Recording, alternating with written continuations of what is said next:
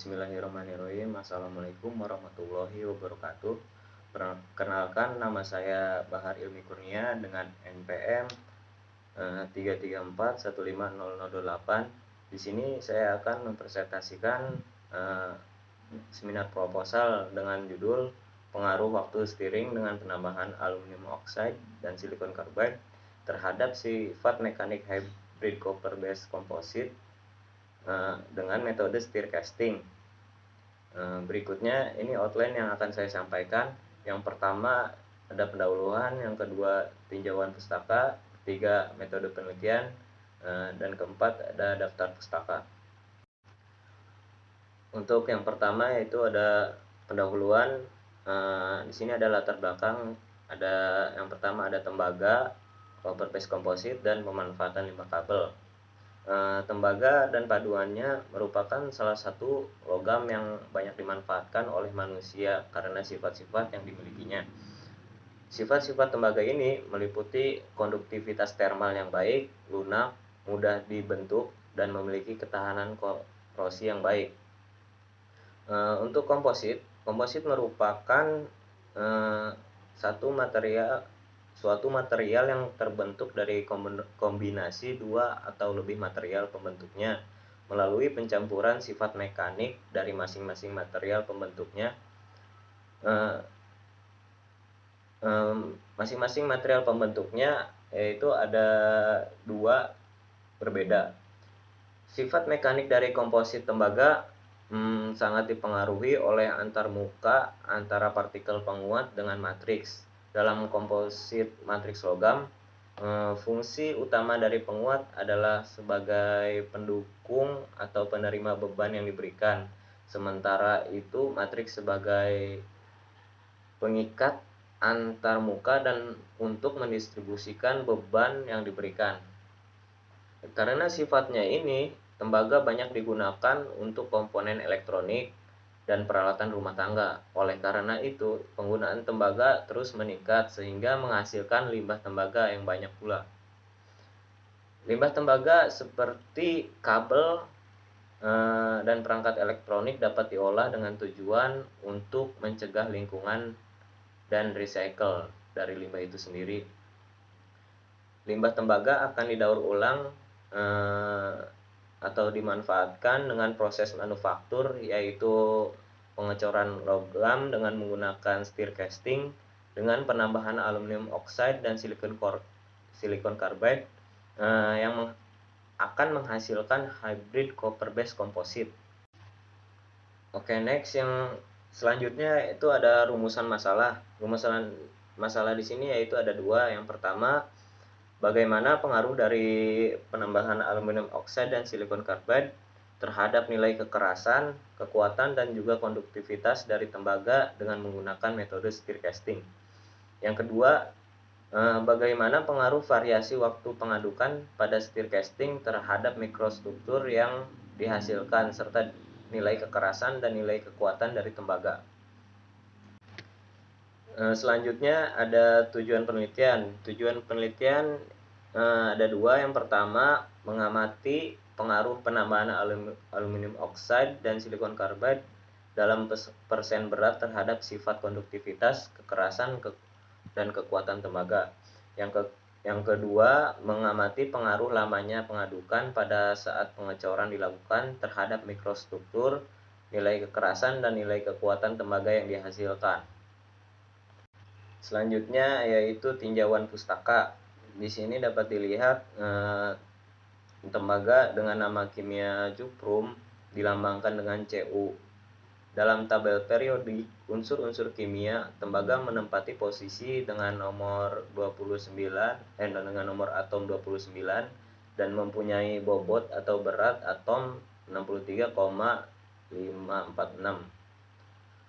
Unsur tembaga di alam dapat ditemukan dalam bentuk logam bebas, akan tetapi lebih banyak ditemukan dalam bentuk persenyawaan atau sebagai senyawa padat dalam bentuk mineral. Selanjutnya, paduan tembaga atau copper alloy dapat dikelompokkan menjadi dua bagian, yaitu tembaga tembaga paduan rendah yang termasuk dalam kelompok ini adalah silver copper, kadmium copper, tellurium copper, beryllium copper, dan paduan copper nikel silikon. Dan tembaga paduan dengan kadar tinggi yaitu ada brass dan bronze. Untuk sifat mekanik dari tembaga itu sendiri yaitu untuk sifat tembaga itu sendiri yaitu berbentuk kristal dengan struktur face center kubik, mempunyai warna kuning kemerah-merahan, sehingga sifat fisiknya mirip dengan logam murni. Untuk sifat mekanik dari tembaga memiliki kemampuan dikerjakan yang baik, daya tahan korosi yang baik, konduktor listrik yang baik, dan panas yang tinggi. Tembaga memiliki daya tahan korosi yang baik di dalam air, dalam tanah maupun dalam air laut. Hal ini disebabkan adanya lapisan oksida yang melapisi permukaannya. Lebih dari 60% dari tembaga dan tembaga paduan digunakan di Amerika Serikat dikarenakan sifat konduktivitas elektriknya. Logam ini paling banyak diaplikasikan sebagai material kabel. Contohnya digunakan pada kabel telekomunikasi, kabel elektronik, kabel pada otomotif, komponen pada perhiasan, komponen pada otomotif, perhiasan, atau komponen elektronik. Slide selanjutnya yaitu untuk membuat hybrid copper base composite, maka bahan material yang digunakan harus lebih dari 2. Di sini saya menggunakan kawat tembaga. Yang pertama kawat tembaga dengan penambahan reinforce Al2O3 dan SiC. Tapi apa sih pengaruh penambahan reinforce pada hybrid copper base composite ini? Selanjutnya ini pengaruh penambahan silikon karbid. Di sini ada dapat dilihat pada tabel. Di sini ada 2 sampel ya. Sampel yang pertama yaitu Cu murni, sampel yang kedua yaitu Cu dengan penambahan 3% berat SiC. Dapat disimpulkan dari tabel berikut bahwa Cu dengan penambahan SiC dapat meningkatkan nilai kekerasan, sedangkan nilai konduktivitasnya menurun dibanding Cu murni. Kekerasan Cu murni itu masih lebih kecil dari Cu yang telah ditambahkan oleh SiC ini. Karena SiC ini memiliki sifat-sifat penting seperti unggul tahan oksidasi, unggul tahan reapan, kekerasannya tinggi, kekuatan mekanik baik, modulus yang sangat tinggi, ketahanan korosi yang baik, dan tahan erosi. Selanjutnya pengaruh penambahan Al2O3 atau aluminium oxide dapat dilihat pada tabel berikut. Di sini ada 4 sampel. Yang pertama ada Cu murni, yang kedua penambahan 0,3% Al2O3, yang ketiga ada penambahan 0,5% Al2O3, yang keempat penambahan 1,1% Al2O3. Dapat dilihat ini perbandingan antara nilai konduktivitas termal dengan nilai konduktivitas elektrik. Untuk nilai konduktivitas termal itu yang mendekati dengan nilai konduktivitas termal pada Cu murni yaitu dengan penambahan 0,3% Al2O3 sama dengan nilai konduktivitas elektrik yang mendekati nilai konduktivitas termal Cu murni. Dapat disimpulkan pada tabel berikut yaitu semakin banyak penambahan Al2O3 maka akan menurunkan nilai konduktivitas termal maupun nilai konduktivitas elektrik.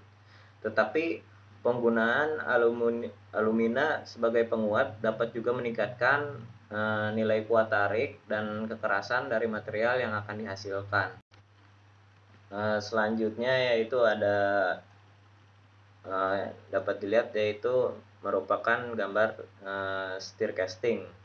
Stir casting merupakan pengecoran dengan cara penambahan suatu logam murni dengan suatu unsur penguat.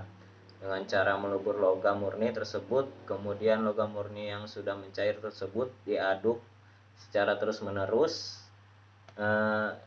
Diaduk menggunakan stirring, dapat dilihat pada stir pada gambar, hingga terbentuk sebuah pusaran. Kemudian unsur penguatnya itu berbentuk berupa serbuk, dicampurkan sedikit demi sedikit melalui tepi dari pusaran yang telah terbentuk. Selanjutnya hipotesa awal.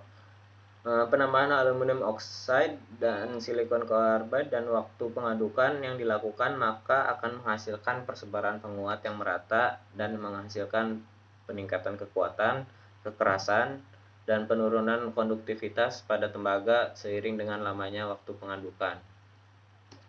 Nah, selanjutnya yaitu ada metode penelitian. Di sini dapat dilihat diagram alir.